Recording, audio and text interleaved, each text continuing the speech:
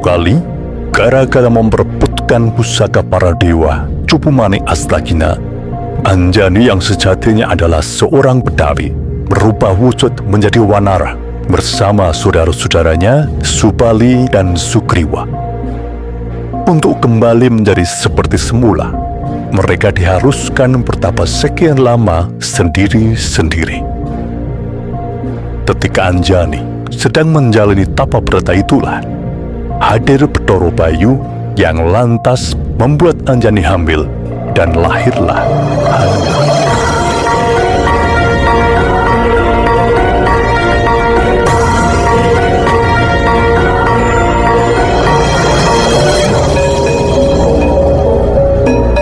Seperti halnya Werkudara yang sama-sama putra Bathara Bayu, dalam penggambarannya Hanuman juga menggunakan sandangan khas, yakni kain poleng, dan juga memiliki kuku Ponconoko.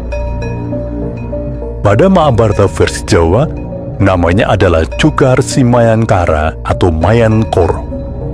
Keberadaannya dalam lakon selalu tidak jauh dari titisan Wisnu.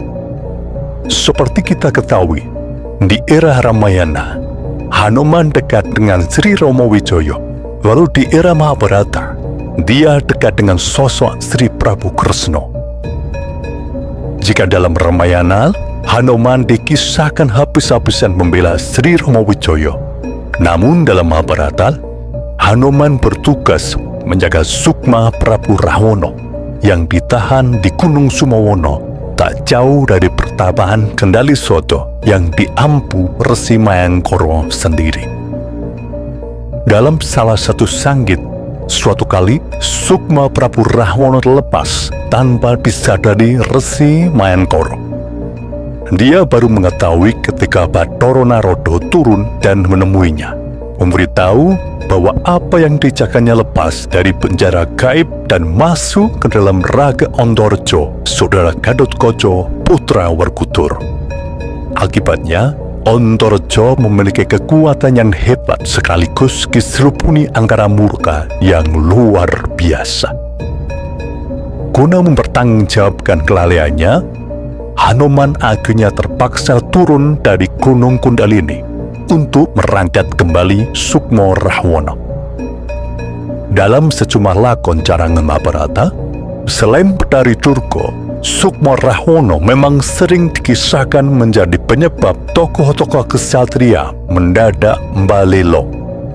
Itulah mengapa selama pecah Bharatayuddha, Resi Mayankara ibarat 24 jam bertugas ekstra menjaga Sukma tahanannya untuk tidak lepas agar catatan yang telah ditulis para dewa dalam kitab Citab Soro tetap sesuai yang digariskan.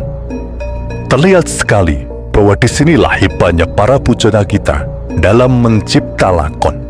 Mereka tetap bebas berkarya dalam lakon-lakon carangan, namun tetap memperhatikan pakem-pakem yang sudah ada jika menyangkut hal-hal utama. Karena itulah karakter-karakter yang memiliki kesaktian dahsyat seperti misal Antareja, Antasena, bahkan Wisangkemi dibuatkan cerita khusus yang inti lakonnya menyebabkan mereka tidak bisa ikut dalam peran Bratayuda. Seperti yang disebutkan di awal, umur Hanuman sangatlah panjang. Saking panjangnya, Hanuman diceritakan sampai bosan hidup. Masa itu sudah masa matia, di mana Prabu Jayabaya memerintah. Di era ini, keturunan Pandawa terlibat perang saudara. Di sisi lain, Prabu Jayabaya memiliki musuh yang tak kalah hebat, yaitu Prabu Yaksadewa. Prabu Jayabaya tak mampu menandinginya.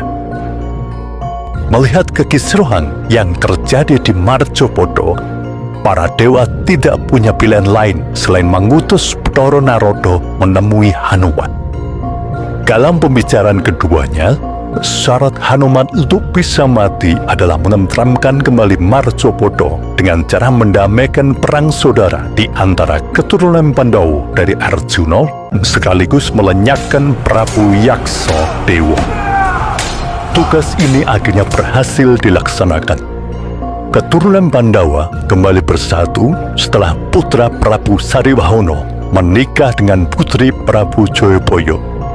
Sementara dalam pertarungan yang hebat dengan Prabu Yaksodewa, Hanoman akhirnya gugur moksa bersama raganya. Sedangkan lawannya berubah ke wujud asalnya, yakni Bathara Kala.